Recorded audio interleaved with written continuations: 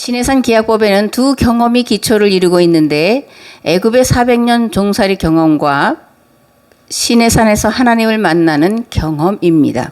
애굽에서 400년 종살이 경험은 하비루 문화가 만들어지는 데 필요한 시간이었고, 출애굽한 백성이 홍해를 건너 시내산에 이르는 과정은 하나님을 만나기 위한 준비를 하는 데 필요한 시간이었습니다. 그리고 시내산에서 하나님을 경험한 것은 마침내 계약 백성으로 세워지기 위한 것이었습니다. 출애굽한 백성들은 시내산에서 하나님을 경험하면서 그것을 기초로 계약을 맺게 되었고, 광야길 40년은 가나안 땅에 들어가 계약법을 실천하며 살아가기 위해 그 법을 몸에 배도록 훈련받는 그런 시간이었습니다. 아멘. 그렇다면 왜 이 두 경험이 필요할까요? 첫째는 하나님을 경외하기 위함이요, 둘째는 이스라엘로 범죄하지 않게 하기 위함이었습니다. 출애굽기에 반복적으로 나오는 말씀이 있죠. 나는 너를 애굽 땅 종되었던 집에서 인도해낸 내 하나님 여호와다 라는 말씀입니다. 이 말씀이 반복적으로 나오는 것은 이스라엘의 정체성을 잊지 말라는 것이요, 이는 이스라엘 신앙 공동체의 출발 자리는 400년 애굽의 종살이였더라는 것을 잊어서는 안 된다는 것이었습니다. 더 나아가 이스라엘은 거룩한 공동체요, 하나님 나라의 모델이 된 백성이요, 계약법 실천을 통해 이 세상을 구원할 구원 공동체라는 것이었습니다. 그렇다면 세계학 공동체인 교회 또한 하나님 앞에서 범죄하지 않기 위해 항상 기억해야 할 것이 있는데, 그것은 죄인이라는 죄인의식입니다. 죄 가운데 나서 살다가 죄 가운데 죽을 수밖에 없는 죄인을 예수 그리스도께서 대속의 십자가를 지심으로 인하여 예수 그리스도를 믿는 자들을 값없이 구속, 곧 제사함을 받게 하셨다라고 하는 것을 늘 기억해야 됩니다. 그게 성도의 정체성이에요. 또한 세계 공동체인 교회는 이 땅에 하나님 나라를 이루어 가야 할 구원 공동체라는 것입니다. 이러한 정체성을 잊지 않게 하기 위해 먼저는 이스라엘을 시내산에서 만나 주시고 계약법을 주신 것이고, 교회 공동체와는 마가 요한 다락방에서 제자들과 함께 마지막 유월절 잔치를 행하시면서 서로 사랑하라는 세 계명을 주신 것이고, 죽으셨다가 부활하시고 승천하신 다음에 오순절에 성령으로 강림하신 것이었습니다. 아멘. 출애굽기 20장 18절에서 26절 말씀을 봉독하겠습니다. 뭇 백성이 우레와 번개와 나팔 소리와 산의 연기를 본지라. 그들이 볼 때 떨며 멀리 서서 모세에게 이르되, 당신이 우리에게 말씀하소서 우리가 들으리이다. 하나님이 우리에게 말씀하시지 말게 하소서 우리가 죽을까 하나이다. 모세가 백성이 이르되 두려워하지 말라. 하나님이 임하심은 너희를 시험하고 너희로 경외하여 범죄하지 않게 하려 하심이니라. 백성은 멀리 서 있고 모세는 하나님이 계신 흑암으로 가까이 가니라. 여호와께서 모세에게 이르시되 너는 이스라엘 자손에게 이같이 이르라. 내가 하늘로부터 너에게 말하는 것을 너희 스스로 보았으니 너희는 나를 비겨서 금으로나 은으로나 너희를 위하여 신상을 만들지 말고 내게 토단을 쌓고 그 위에 네 양과 소로 네 번제와 화목제를 드리라. 내가 내 이름을 기념하게 하는 모든 곳에서 내게 임하여 복을 주리라. 네가 내게 돌로 제단을 쌓거든 다듬은 돌로 쌓지 말라. 네가 정으로 그것을 쪼면 부정하게 함이니라. 너는 층계로 내 제단에 오르지 말라. 네 하체가 그 위에서 드러날까 함이니라. 아멘.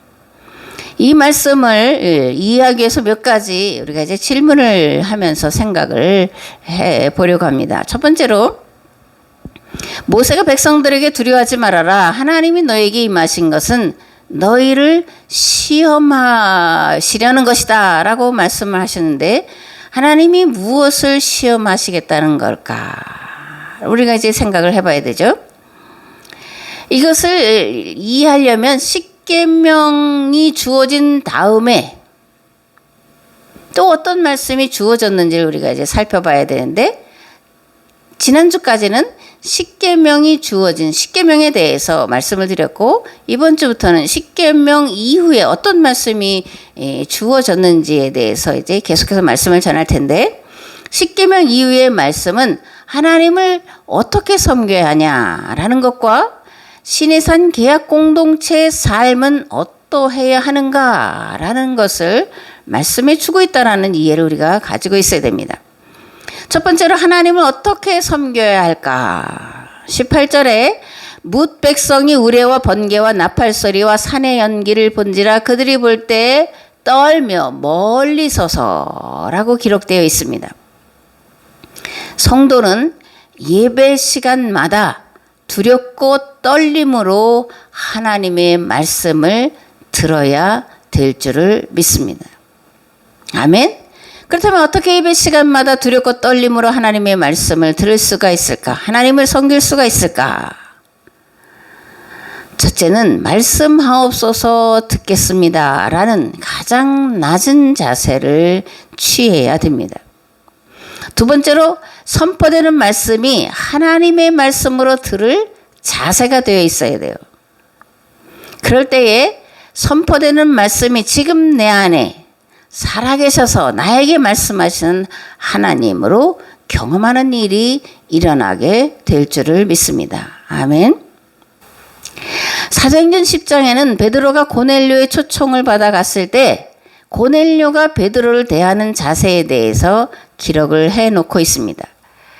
베드로가 가이사랴에 이제 들어가서 고넬료의 집으로 가니까 그의 친척과 가까운 친구들이 다 모여 있고 베드로가 고넬료의 집에 들어가니까 고넬료가 어떻게 베드로를 맞냐면 발 앞에 엎드려 베드로를 맞이해요. 그러면서 이렇게 말합니다. 이제 우리는 주께서 당신에게 명하신 모든 것을 듣고자 하여 다 하나님 앞에 있나이다. 아멘. 고넬료는 베드로를 하나님처럼 맞이하고 있습니다.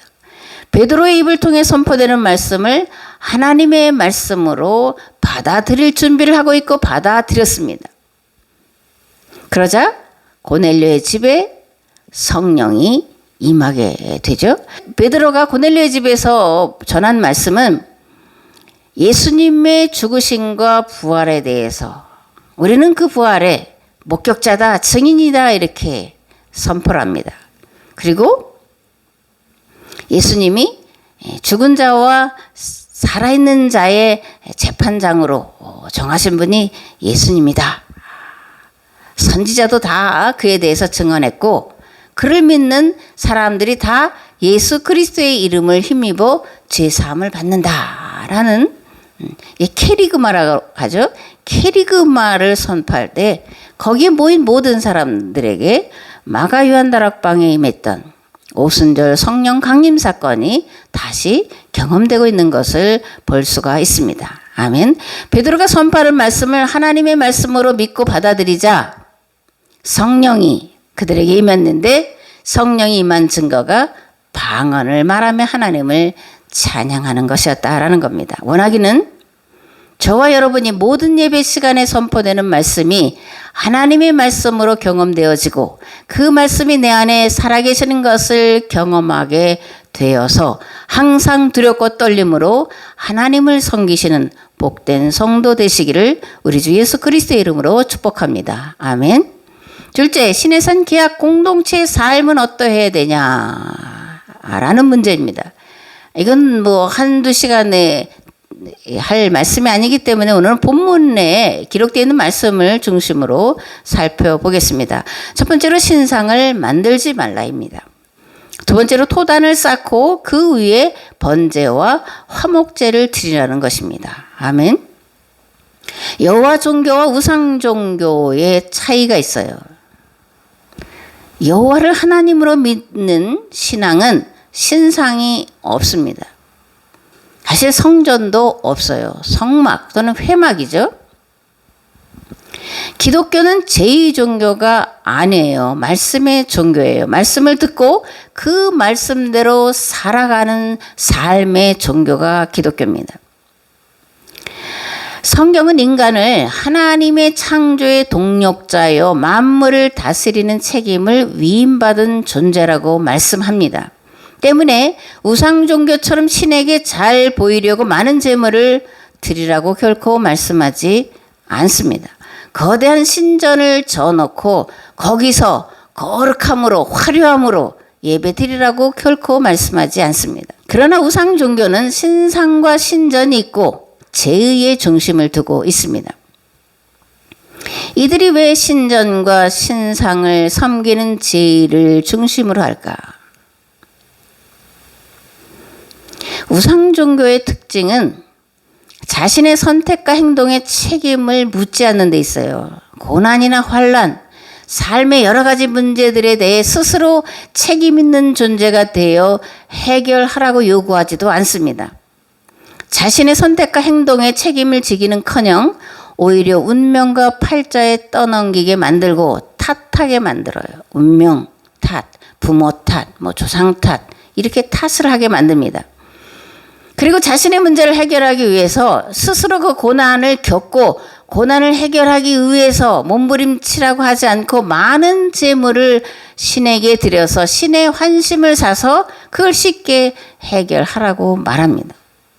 인간은 단지 신에게 예속된 노예와 같은 존재라는 거짓말로 속여서 결코 책임적인 존재로 설 수 없도록 만든 것이 우상 종교의 특징이에요. 제가 앞에서 여호와 종교는 신상이 없는 것과 거대한 신전이 없는 것이 특징이다 그렇게 말씀을 드렸습니다. 근데 오늘 우리가 볼 때는 거대한 성전이라고 부르는 성당이라고 부르는 그런 것들이 참으로 많이 있죠. 그러므로 오늘 교회를 성전이다 부르는 것은 사실 바람직하지도 않고 합당하지도 않습니다. 예배당, 그죠? 예배 드리는 곳이라고 부르는 것이 성경적으로 맞는 그런 표현이다 그렇게 생각합니다. 또한 교회는 거룩한 무리들의 모임을 말하는 거잖아요. 그리고 교회는 하나님의 말씀을 듣고 배우는 곳이에요. 성도란 교회의 몸인 그리스도에게 붙어있는 각각의 지체로 보이지 않는 하나님의 보이는 형상이에요. 교회는 이 땅에 이루어진 하나님 나라요 세상을 구원할 구원 공동체예요. 그러한 것에 대해서 배우는 것이 교회라는 것을 예배당이라는 것을 우리는 반드시 인식을 해야 될 줄을 믿습니다. 아멘. 그렇다면 본문에서 하나님의 형상을 만들지 말라는 것을 어떻게 이해해야 될까? 출애굽 공동체가 경험한 하나님은 어떤 모양이나 형상을 가진 분으로 그들이 경험한 게 아니에요. 그들은 폭풍과 우레와 구름 가운데서 말씀하시는 하나님을 경험하는 거예요. 그러므로 신상을 만들지 말라는 말씀은 살아계신 하나님을 죽은 형상으로 전락시키지 말라는 거예요. 그리고 너희를 위하여라는 겁니다. 너희를 위하여 신상을 만들지 말라는 거였어요. 하나님을 위해서가 아니라 너희를 위하여 신상을 만들지 말라. 너희를 위하여 신상을 만들지 말라는 것은 무슨 뜻일까요? 인간은 타락한 본성을 가지고 살아가면서 하나님을 섬긴다고 할 때에 그 인간의 타락한 본성이 드러나서 자기의 유익을 위해서 하나님을 섬기려고 하는 경향성이 있습니다. 자기를 드러내려고 자랑하려고 하나님 내가 이렇게 했으니까 라고 하는 것이 인간 본성의 타락한 모습이에요. 하나님이 이러한 인간에게 너희를 위하여 신상을 만들어 섬기지 말라고 하시는 거예요. 하나님은 중심을 보시는 분이시죠. 마음과 중심을 살피시는 분이세요. 그래서 하나님 앞에는 숨길 것도 없고 숨길 수도 없습니다. 다만 우리가 예배 시간마다 또는 삶의 자리에서 주여 말씀하소서 종이 듣겠나이다 라는 가장 낮은 자세를 취해야 됩니다. 그래야 우레와 번개와 나팔소리와 산의 연기 가운데 강림하셔서 출애굽 공동체에 말씀하신 것처럼 오늘 나에게 말씀하시는 살아계신 하나님을 경험하시는 복된 자 되시기를 주 예수 그리스도의 이름으로 축복합니다. 아멘. 그런데 우리는 신상을 만들지 말라는 말씀을 어떻게 이해하고 있을까? 어떤 형상을 만들지 말라는 교리적인 차원으로 받아들이고 있지는 않을까.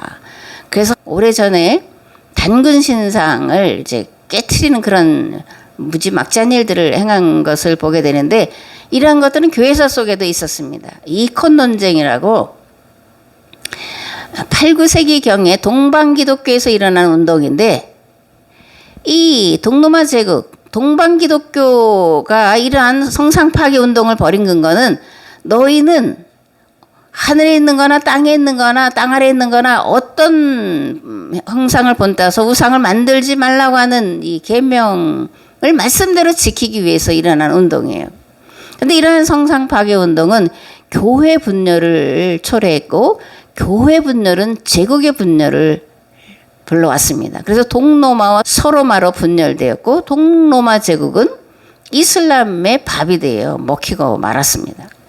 그렇다면 신상을 만들어야 될까 말아야 될까? 이것도 우리가 이제 생각을 해봐야 되잖아요. 그 그리스 정교회를 한번 가봤는데 그 안에는 뭐 이렇게 벽마다 그림과 신상들이 많이 있더라고요. 그러면 정교회는 틀린 걸까? 우상을 만들어 놨으니까? 가톨릭이 맞나? 이런 질문을 할 텐데 이건 질문이 잘못됐다라는 거예요. 신상을 만들지 말라는 것은 어떤 형상을 만들지 말라는 그런 차원이 아니고 그 말씀 속에 들어가 있는 의미가 있는데 그 의미를 물어야 되는 거예요. 신앙생활 잘한다 하는 사람들이 있습니다. 말씀대로 나는 살려고 한다 이런 분들이 있는데 이 말씀대로 산다라는 의미 속에는 성경에 기록된 문자대로 지켜 행하겠다고 하는 그런 생각들이, 그런 의식들이 바탕에 깔려 있는 것을 보게 됩니다. 그러나 말씀에 기록된 문자대로 믿고 행하는 것은 결코 바람직하고 또는 좋은 믿음이 아니라는 것을 우리가 알아야 됩니다. 그렇다면 성경 어떻게 해석해야 될까? 어떻게 해석해야 옳은 해석일까? 성경을 해석하는 방법에는 어떤 것들이 있나 이런 것들을 한번 살펴봐야 되겠죠. 첫 번째로 성경을 문자적으로 해석하는 방법이에요. 이것은 성경에 나온 기록을 역사적 배경이나 그 의미가 아니라 문자에 기록된 그대로 따라야 한다고 하는 보수주의자들 또는 근본주의자들의 성경 해석 방법이에요. 성경은 하나님께로부터 한자 한자 다 받아서 적은 것이기 때문에 오류가 없다 라고 하는 것도 이 안에 들어가 있습니다. 그리고 이건 문자주의와 그 맥을 같이 합니다. 근데 사도 바울은 고린도 후서에서 이렇게 말씀하고 있습니다. 그가 또한 우리를 새 언약의 일꾼 되기에 만족하게 하셨으니 율법 조문으로 하지 아니하고 오직 영으로 함이니 율법 조문은 죽이는 것이요 영은 살리는 것이니라. 로마서 7장에서는 이제는 우리가 얽매였던 것에 대하여 죽었으므로 율법에서 벗어났으니 이러므로 우리가 영의 새로운 것으로 섬길 것이요 율법 조문에 묵은 것으로 아니할지니라 라고 말씀하고 있습니다. 율법 조문은 죽이는 거라는 거예요. 이 말씀은 유대교 율법에 대한 건데 유대교 율법은 그들이 정한 조항을 그대로 지키면 의롭게 된다고 믿었어요. 율법을 행함으로, 율법 조항을 행함으로 의롭게 된다고 하는 유대교 율법이 잘못됐다라고 말하는 거예요. 율법 조항으로 문자로가 아니라 그 문자가 말하고자 하는 의미를 따라서 지키는 것이 올바르다. 이렇게 사도 바울은 말씀을 하고 있습니다.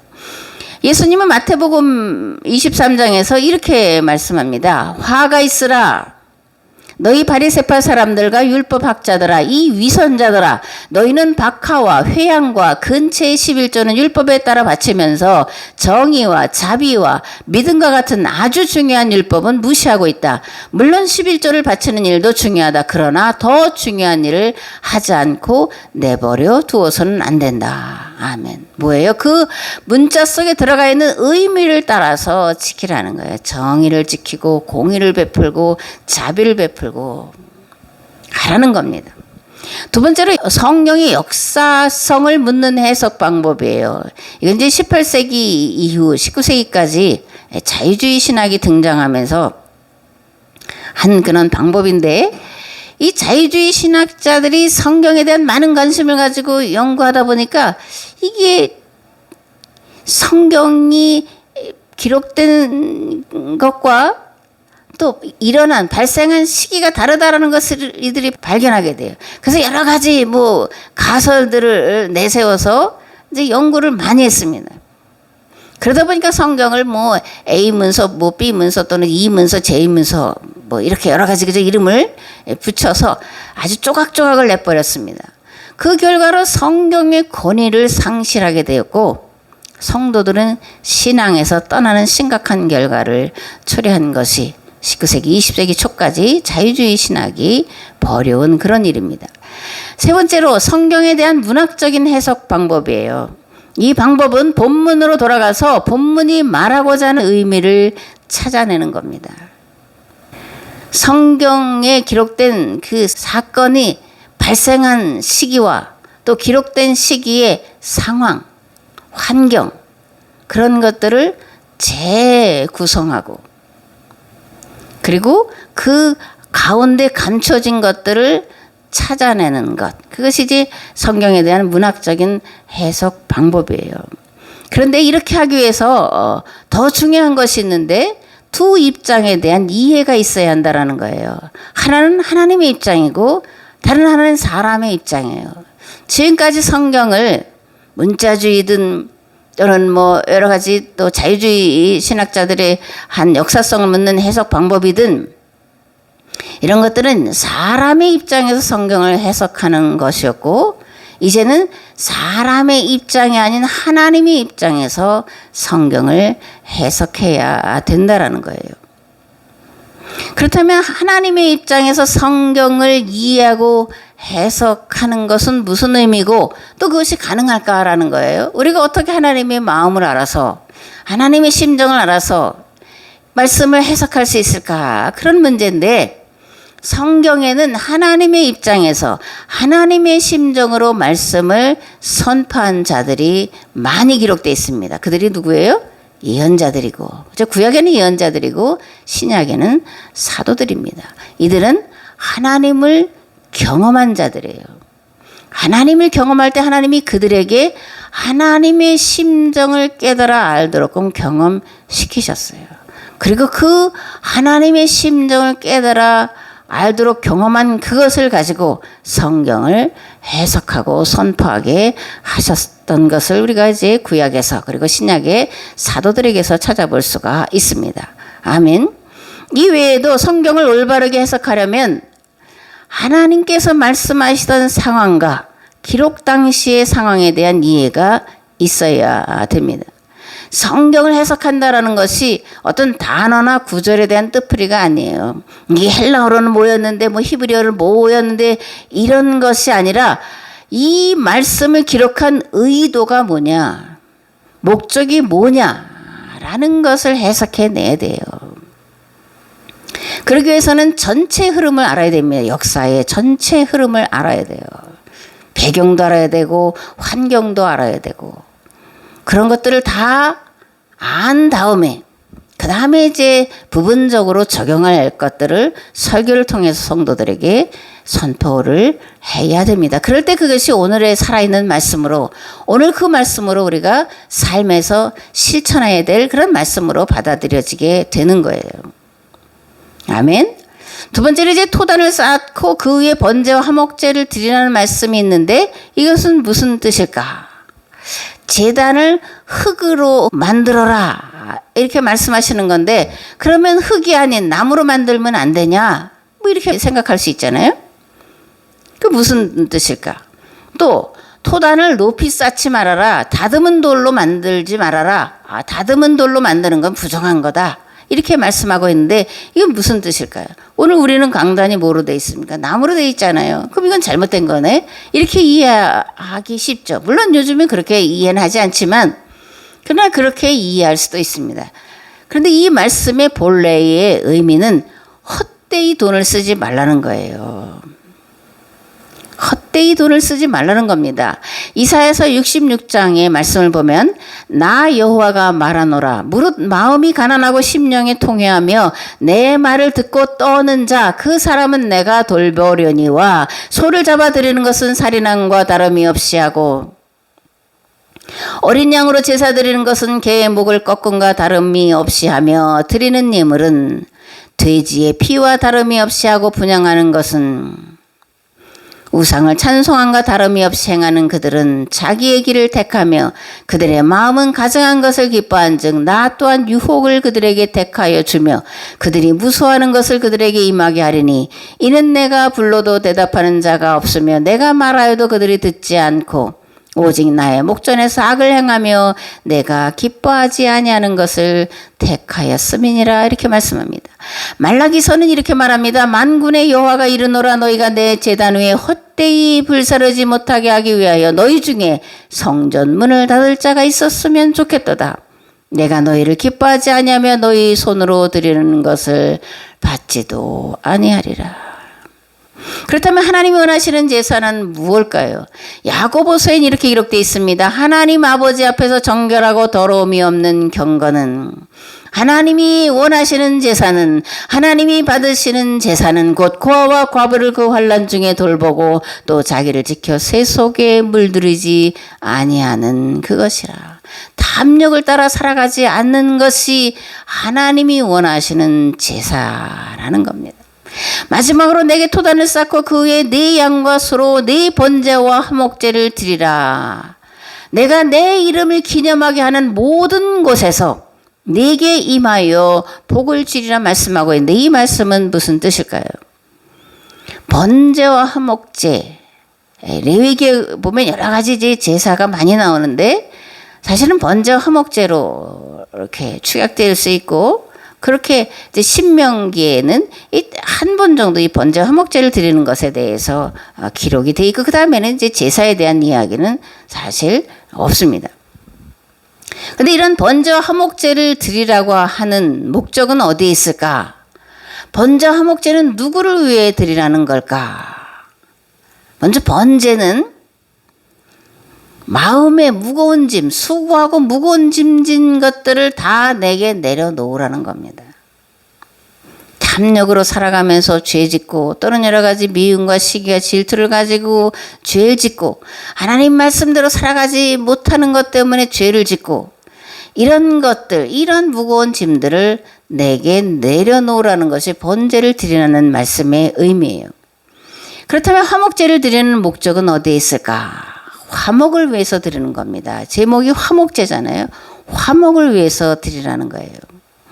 마태복음 5장에는 이렇게 되어 있습니다. 그러므로 예물을 제단에 드리려다가 거기서 네 형제에게 원망 들을 만한 일이 있는 것이 생각나거든 예물을 제단 앞에 두고 먼저 가서 형제와 화목하고 그 후에 와서 예물을 드려라. 아멘. 앞에서 시내산 계약법에는 두 경험이 기초를 이루고 있는데 애굽의 400년 종살이와 시내산에서 하나님을 만나는 경험이라고 말씀을 드렸습니다. 그리고 두 경험이 필요한 이유는 하나님을 경외하게 하고 계약 공동체로 하여금 범죄하지 않게 하기 위함이라고 말씀을 드렸습니다. 그렇다면 새 계약 공동체인 교회와 성도는 어떤 경험을 가지고 하나님을 섬겨야 할까? 첫 번째는 예수 그리스도의 대속을 경험하는 회심의 경험이 있어야 되죠. 그죠? 그래야 믿어지게 됩니다. 예수님이 나를 위하여 십자가에서 대신 죽으셨다는 것이 믿어져요. 예수님이 하나님의 아들이시고 하나님이시라는 것이 믿어집니다.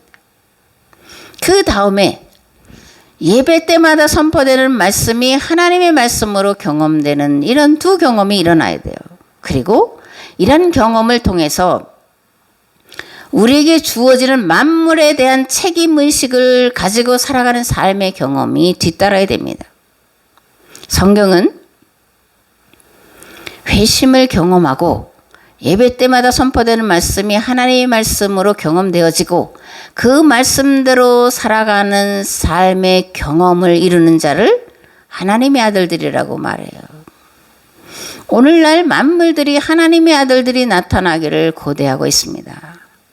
누가 오늘 이 시대의 난제를 풀어 해결할 하나님의 아들들이 되겠느냐. 우리가 고민하고 그리고 많은 생각을 가져야 되리라 그렇게 생각합니다. 이제는 길과 진리와 생명 되신 예수 그리스도의 은혜와 아버지 하나님의 무한하시고 극진하신 사랑하심과 성령님의 감화 감동 교통 역사하심이 하나님의 아들들이 나타나기를 고대한 이 시대에 하나님의 말씀을 바르게 이해하고 그리고 그 말씀의 경험을 통하여 삶에서 실천하기를 결단하고 들어가는 삶의 자리 위에 교회 위에 이 나라 이 민족 위에 이제로부터 영원토록 함께 하옵시기를 간절히 축원하옵나이다. 아멘. 아멘.